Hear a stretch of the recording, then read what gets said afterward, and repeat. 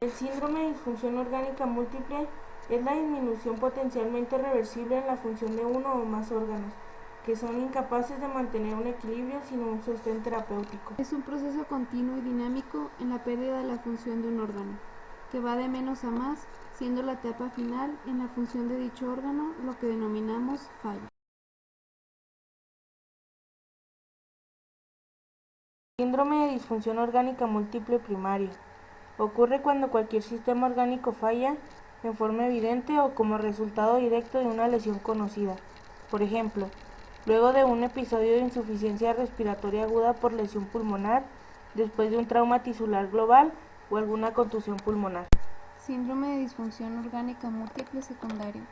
Es el que se presenta en el contexto de una respuesta inflamatoria sistémica o consecuencia de la respuesta del huésped a una agresión, englobándose en el síndrome de respuesta inflamatoria sistémica.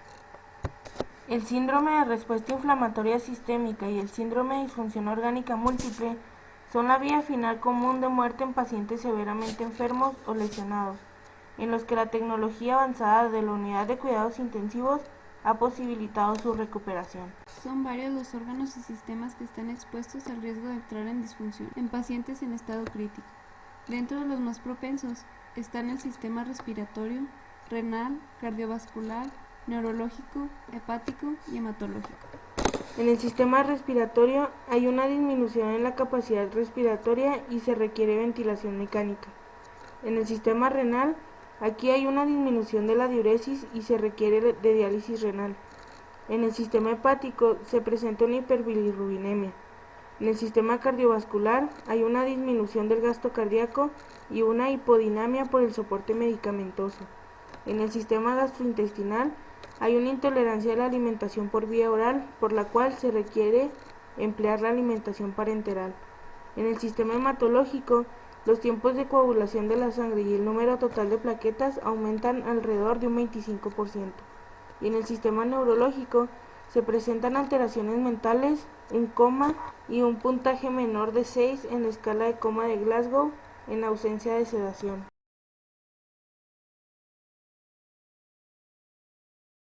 Son varios los factores de riesgo o predisponentes relacionados con el desarrollo del síndrome de disfunción orgánica múltiple, que pueden contribuir a la aparición de alteraciones en el proceso de respuesta ante las agresiones.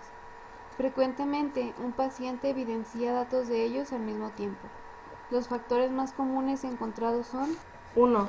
Reanimación retrasada o inadecuada. 2. Foco infeccioso o inflamatorio persistente. 3. Presencia de hematomas. 4. Edad de 65 años o mayor. 5. Disfunción orgánica previa, como enfermedad renal con uremia, enfermedad de insuficiencia cardíaca congestiva o enfermedad hepática. 6. Deficiencias inmunitarias como diabetes, alcoholismo, malnutrición, cáncer, tratamiento con esteroides, tratamiento con citoestáticos o SIDA. 7. Anormalidades fisiológicas serias al ingreso en la unidad de cuidados intensivos.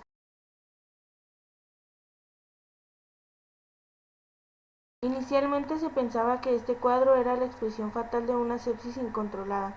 Sin embargo, posteriormente se ha demostrado que puede ocurrir en ausencia de infección.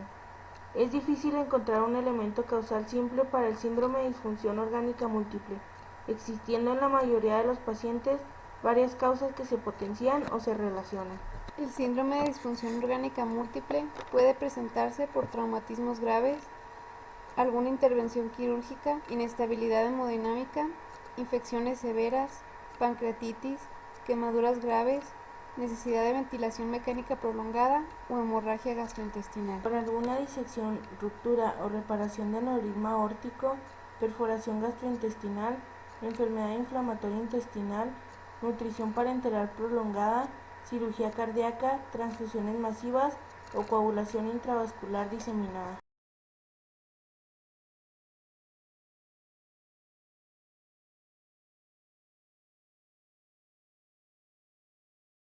Una vez que se produce el ingreso del patógeno, se desencadenan múltiples reacciones en todo el sistema del individuo. Las respuestas de las células endoteliales a través del factor tisular estimulan la coagulación. Se producen trombos en la microcirculación, liberación de múltiples proteínas con una intensidad que será ajustada de acuerdo a la inmunidad innata del individuo en cuestión, desatando una respuesta inflamatoria sistémica. A su vez, se produce una respuesta inflamatoria, la activación de la coagulación, la inhibición de la fibrinólisis y la inflamación sistémica son tres pilares fundamentales en la fisiopatología de la infección y de no controlarse terminará en un síndrome de disfunción orgánica múltiple. Los mismos síntomas y signos característicos de sepsis pueden aparecer durante la inflamación sistémica de origen infeccioso, por lo que el diagnóstico y la definición de la severidad del proceso séptico pueden ser difíciles. Durante los últimos años se han buscado un marcador clínico de laboratorio capaz de identificar a los pacientes con sepsis, diferenciándolos de los portadores de otras patologías que también pueden cursar con un síndrome de respuesta inflamatoria sistémica, lo cual se complica a un síndrome de disfunción orgánica múltiple. Entre ellos podemos mencionar Procalcitonina. Es una prohormona producida en la glándula tiroides cuya tasa sanguínea se eleva con una septicemia. proteína C reactiva. Es producida por el hígado y su nivel se eleva cuando hay inflamación en todo el cuerpo. Recuento leucocitario diferencial. La leucocitosis se interpreta habitualmente como evidencia de posible infección. Parámetros de la coagulación. La activación de la coagulación es un hecho común en el curso de la inflamación por disminución de la actividad de los anticoagulantes naturales. Citoquinas proinflamatorias.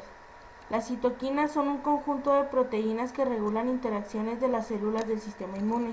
Su función inmunorreguladora es clave en la respuesta inmune, en la inflamación y en la hematopoiesis de distintos tipos celulares. Niveles plasmáticos de endotoxina. Toxina presente en la pared celular de algunos microorganismos como las bacterias gram negativas. Las endotoxinas se liberan cuando la bacteria muere y sus componentes quedan libres en el organismo. Fosfolipasa A2. Enzimas que juegan un rol importante en una variedad de procesos celulares, incluyendo la digestión y el metabolismo de fosfolípidos, así como la producción de precursores para reacciones inflamatorias. La tasa de neutrófilos. Es una proteinasa secretada por los neutrófilos y los macrófagos durante la inflamación que destruyen las bacterias y tejido hueso. HLA-DR de monocitos. Son diferentes determinaciones que se han planteado como marcadores diagnósticos y pronósticos de sepsis, pero no se ha determinado todavía su utilidad clínica. El manejo del paciente con síndrome de disfunción orgánica múltiple es complejo y se requiere atención en cuidados intensivos por un grupo multidisciplinario especializado. Debido a las complicaciones que surgen, participan en su manejo especialistas en medicina interna, anestesiología y cirugía.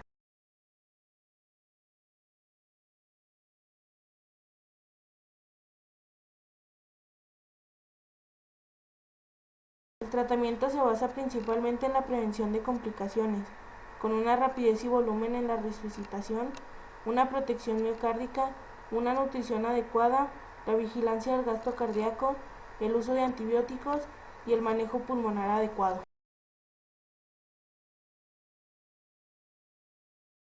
Prevención de la enfermedad traumática, prevención de la sepsis, una rápida y adecuada resucitación del shock, adecuado manejo pulmonar evitando hipoxia, estabilización precoz de focos de fracturas óseas. Eliminar de forma urgente los tejidos desvitalizados, evitar el aumento de la lesión con una movilización inadecuada de miembros fracturados, evitar la sobreinfección en unidad de cuidados intensivos y una rápida estabilización hemodinámica.